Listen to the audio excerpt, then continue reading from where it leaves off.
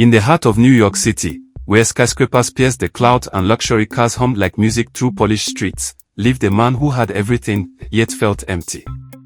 His name was Francis Delano. At just 32 years old, Francis was the only son of Victor Delano, founder of Delano Global Holdings, a multi-billion-dollar empire stretching across continents. Private jets, yachts, penthouses, investments, there was no luxury Francis had not tasted. Educated at the best universities in London and Boston, women adored him.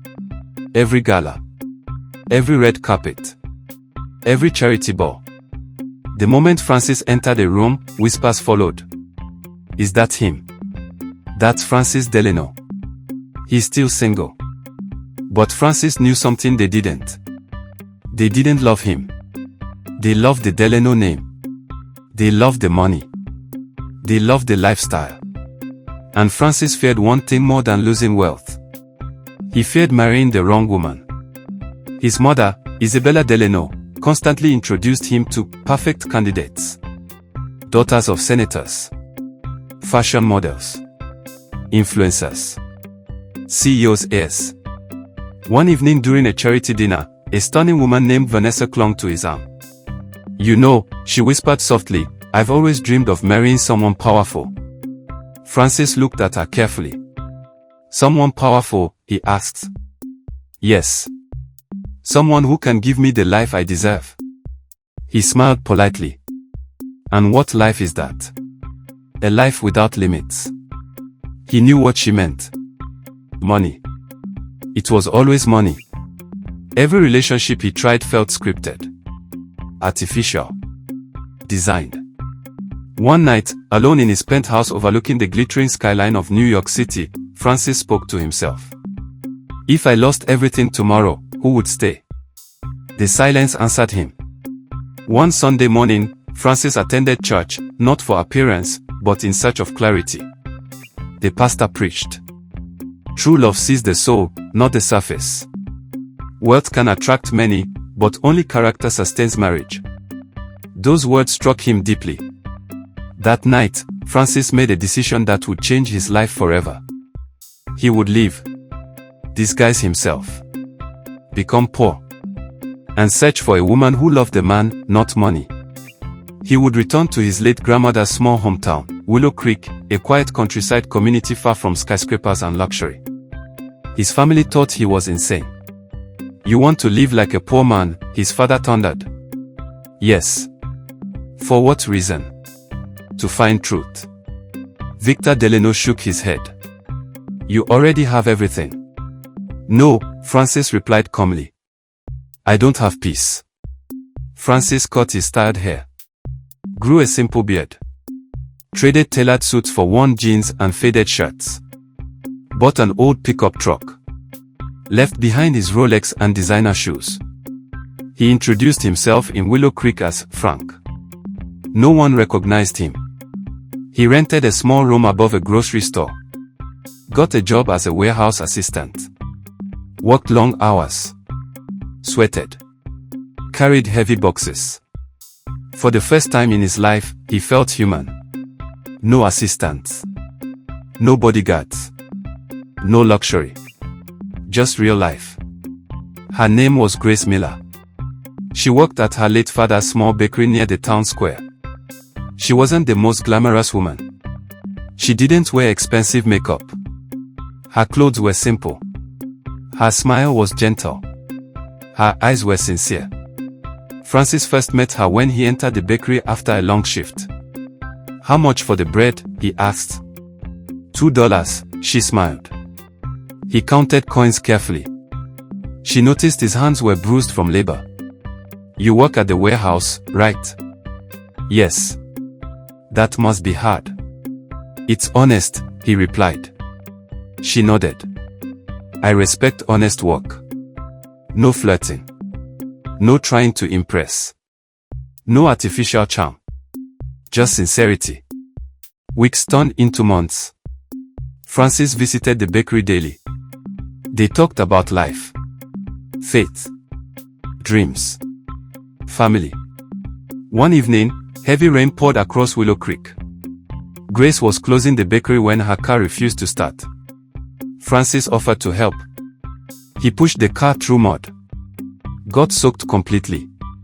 His cheap jacket torn. Grace looked at him, concerned. "You don't have to do this. I want to." After finally fixing the car, she handed him money. He refused. "I don't help for payment." She studied his face. "You're different, Frank." "Different how?"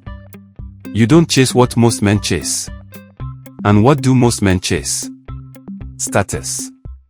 He smiled slightly. "I'm not chasing anything. I'm just living." She admired that. One afternoon, Francis decided to test her heart.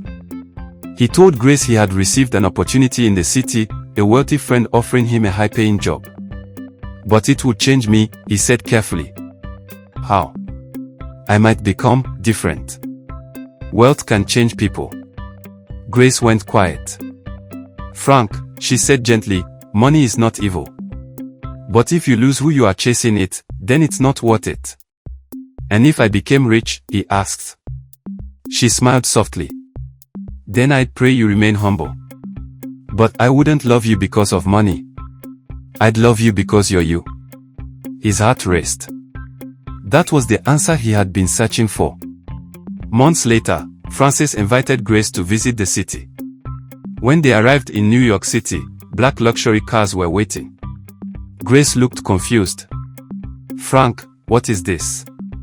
He removed his old jacket, adjusted his posture, and for the first time in months, stepped back into his true identity. "My name isn't Frank," he said softly. "It's Francis Delano." The drivers bowed slightly. Grace stepped back. "You lied to me." "I hid the truth," he corrected gently. "Because I needed to know if someone could love me without this." She looked around at the towering skyline. "You're the Francis Delano." "Yes." Silence filled the air. "Are you angry?" he asked. "Yes," she admitted. "But not because you're rich. Because you didn't trust me with the truth." His heart sank.